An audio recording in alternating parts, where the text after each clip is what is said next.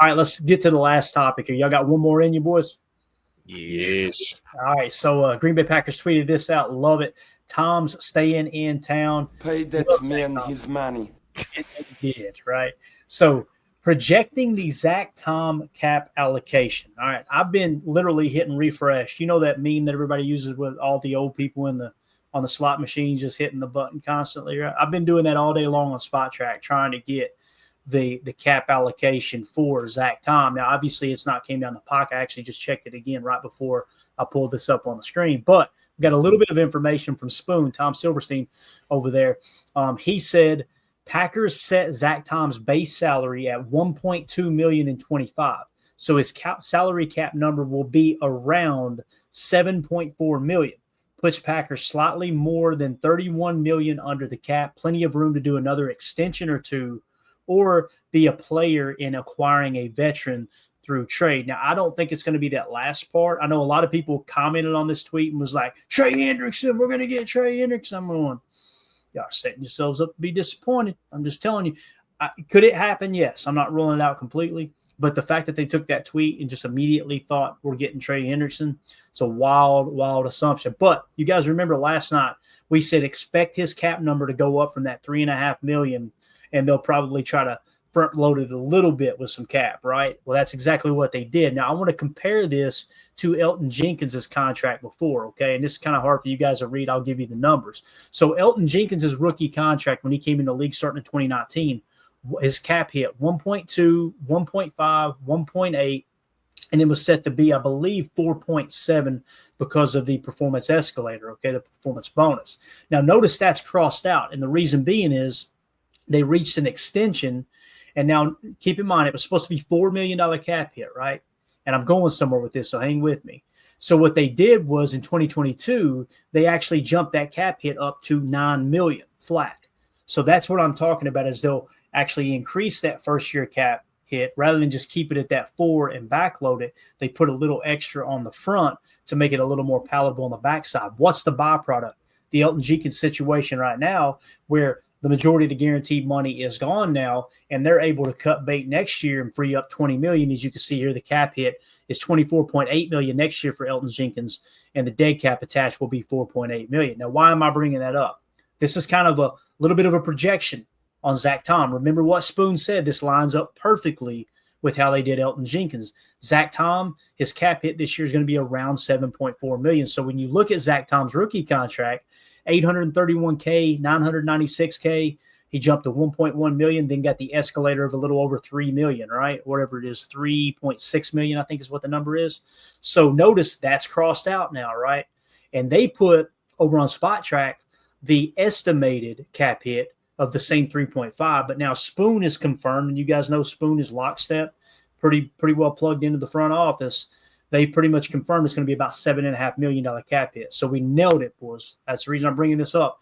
It looks like that cap is going to jump from 3.5 to 7, still very, very palatable, or to 7.5, very palatable this year. You still will leave yourself with roughly $31 million in cap space to do whatever you need to do, another extension or two, or if the right situation arises, you can go and trade for someone or sign a free agent. We still don't have the rest of the numbers, but this is a pretty good guesstimate here, guys, of how Zach Tom's contract is going to look. Is Elton Jenkins' second one, not to a T, but notice that first year, $9 million. The second year on the contract looks like it fell back to $6 million. So it actually went backwards a little bit in year 2, but then year 3 blipped to 14.4 cap hit, 17.6, then 24.8. Expect it to be somewhere in that ballpark with Zach Tom. Significantly more guaranteed money, obviously, as Elton Jenkins' guarantee was $24 million. Zach Tom's was $30 million. I think it's going to be real close. But the point is here, Tim and Jake, I want to get your all's take. Russ Ball, this is how he works these contracts, right? This is how they structure them. So expect Zach Tom's contract, his cap hits, to look somewhat similar to this, just a little bit higher in that regard. Not in year 1, it's actually lower. So pretty cool. What do y'all think about it? I guess the question is, what do you think? What do you think they're going to do for Big E here? You think it's going to be roster bonus? You think it's going to be workout bonus? How are they going to rework this or restructure this deal for him? Yeah, I personally think they're going to give him a little more actual guaranteed if they do work it. Now, here's the thing: they may not touch it, Tim. Now, he's in house. We got confirmation that Packers tweeted out a picture of everybody walking in. He's in camp right now. He'll probably do a hold in, I would imagine, wanting a little guarantee. So, Tim, I think what you would do if you looked at his current contract this year in particular, right? He's basically wanting a little bit of guaranteed money for the next 2 years. So what you got is 11.7 million in base salary this year, and then you got 18.5 next year. He's probably going to want a little chunk of that in guaranteed money. So I said before, why not cut him a check for $5 million, right? Just say, all right, let's convert a chunk of it to $5 million guaranteed, and maybe take $2 or $3 million off the base salary. So you give him cash for cap space. Right, not the cap space, and they may not even go that route, but I think it's more along the lines of converting some of that base salary to signing bonus, Tim. So you lower the cap hit, and then you also make Big E happy and give him some guaranteed money. Makes sense, right? But you what you lose here though with that is your inability to cut bait next year and free up $20 million in cap space. You would probably end up spreading that out. Let's say he plays hardball and he wants $10 million guaranteed, right? So you're looking at another $5 million this year, another $5 million next year. That's going to increase his dead cap to somewhere around $10 million. They still could cut him because that $10 million would still free up $14 million in cap space, theoretically speaking, if the contract worked out just like that. If you approach it that way, you can still cut bait with him.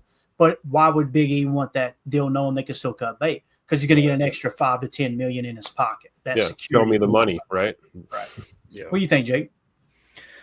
I've been a Packer fan long enough to know that I don't know anything about the cap, and that I trust it to the guys in the front office, and that while everybody's running around with their hair on fire, screaming that the sky is falling, I'll just sit down, light a cigar, and just wait for the announcement. There you go. Thanks, Timmy. I just wait for the announcement to come out and say all of a sudden, Packers announced that they just signed Elgton Jenkins to a crazy good deal, and then we look at the incentives, the base, the guaranteed, and it ends up being a team friendly or at least an acceptable deal. So that's what I'm going to do. We heard it with the Rodgers going back there. We heard it with Aaron Jones. We heard it with all these different players over the years. And at the end of the day, they seem to make it happen. I think that if you look at a guy like Zach Tom, that's the epitome of what it means to just be patient, to understand that you've shown what you could do on the football field, and to have trust in the organization is going to repay you for your troubles, and is actually going to make sure that if they do value and the type of player you are, you're going to get your money. You just got to not sit there and smack the ground and, scream and cry and cuss and get the media involved. That's not a way to do it in Green Bay. And I think that Zach Tom's shown that quite a bit. I agree. And I think that's a credit to Elgton Jenkins and how he's handling this situation himself, right? He's made it clear his position. He's done nothing more than that. He's been a part of minicamp, OTAs. He's been around the facility. It's a technicality, right? So you love to see that attitude. Clayton, you were talking about glue guys. I think Elgton Jenkins is a glue guy as well. They just need to iron out some specifics here and make this make sense going forward the next couple of years. Yeah, and listen, everybody's free to fan how they want to fan, but there were minimal comments, but there were some comments going, I wouldn't pay him anything extra. Just let him walk. Let him sit. I'm going, this is a young offensive line. Elgton Jenkins is the veteran in the room, and we've got an opportunity, a unique opportunity, I feel like, to improve at the center position. Yep. And the reason that I'm okay with giving him some more guaranteed money is because if you guys listen to the show, this is what I've been talking about for the last 2 years, complaining, going, man, Myers is not it. Josh Myers is not a good football player. Love the dude. The team loves him, and he's a great guy, and he's one of those, he's a good locker room guy. But, man, you turn on the tape, and it was just hard to watch, especially on Duo. Terrible. So with that being said, you got an opportunity to improve the center position while adding Aaron Banks, who's been steady Eddie, grading out 65, and his versatility, his size. So you beef up the offensive line, you get veteran leadership in the center position, and Elgton. You want to see somebody run Duo? Watch Elgton get. He gets the second level, and again, how you arrive at confrontation determines how you handle confrontation. He arrives at confrontation ready to stick a boot in somebody's ass. And right? Goody teaching a master class in roster formation, right? You kick Big E to center, and you turn around and you grab Aaron Banks, and you immediately take zero step back at left guard. You don't miss a beat at all. I mean, No. It's awesome. Yeah. What do you guys think about this? Is the second night in a row that Mr. Alex T, and I'm not trying to hate on you, sir, but he's made this comment almost verbatim. He says, I believe in the players, but not the head coach and the coaching staff on the offense and defense. The chat's already letting us Sit your butt outside. No, we're not going to do that. He was polite. completely disagree with that. Yeah. Fervently. Like, I just think that's I'd like to hear your rationale on that. And I won't, again, we're not trying to attack you or anything. I just think that's very, I don't understand the basis of that comment whatsoever. Right. And listen, I want to be real clear. As long as nobody's rude in disagreeing, I have no problem with it. You know what I mean? Right. Like that's what we're here for. We're all trying to figure it out together. I know Jacob agrees, Tim agrees. But when I look at the coaching staff, you got to start with Matt LaFleur, right? And I want to give a shout out to Rob Westerman. I see him in the chat. Appreciate you, buddy, dropping in. We're going to hook up here soon and actually do a pod together. I'm really, really excited about that.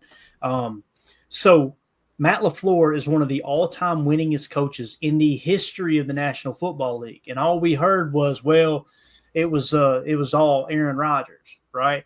Well, Aaron Rodgers has been gone for 2 years. And what did Matt LaFleur did? All Matt LaFleur did was make the playoffs 2 years in a row. The only 2 years without Aaron Rodgers. He missed the playoffs the last year with Aaron Rodgers, with a broken thumb and this and that. So you replaced a Hall of Fame quarterback. And then on top of that, your starting quarterback pretty much missed 3 games last year. And you put together in short order a game plan for a guy that you traded a 7th-round pick for. And, okay, you could say, okay, Clayton, yeah, he's winning games, but that's not everything. We are literally top 5 and top 10 in every offensive category. So Matt LaFleur, he's got the wins. He's done it with 3 different quarterbacks now, right? With the youngest roster. Yes, the team stats are there. So check it off the list. Now let's move on to the defensive side. Jeff Hafley. All Jeff Hafley did was produce the second best. What was it? Yes, I think it was the second best run defense in the league. Yes. And he had the 7th or 8th best passing defense in terms of EPA per drop back. Scoring defense, top 10. Turnovers, top 3 in forcing turnovers, right? Like, again, I hate answering questions like that when I know I'm going to disagree because it sounds like I'm trying to prove them wrong, and that's not what I'm trying to do. I'm just simply giving my opinion. I don't know how you can look at what Matt LaFleur has done and say he's not a good coach, and look at what Jeff Hafley did in 1 year. Guys, he may stink it up this year, and we feel totally different. That's possible. I doubt it, but that's possible. I'm telling you, man, I think the coaching staff is excellent, and what I love about it is they're not complacent. Like, people, what's the number one knock on Matt LaFleur other than he's too pretty? People say it all the time. Man, he just looks. I don't know, man. Look at that picture, man. That do-rag's a little questionable. Yeah, that looks like 3 nights in jail right there. Yeah, he ain't that pretty. But the big knock, in my opinion, is he's too emotional on the sideline. He's too this and that. I agree. You got to kind of temper that down a little bit. But at the same time, that doesn't look like a man that's complacent. That looks like a guy striving for excellence, right? And Jeff Hafley brings a good, calm, cool demeanor as well. So they could prove me wrong, Alex. They could prove me wrong. Might look up at the end of the year and go, man, both these coaches are trash all of a sudden. I don't see a scenario where that happens because I don't think they're going to get complacent. And the roster is a little bit older this year, even though we lost Jair Alexander.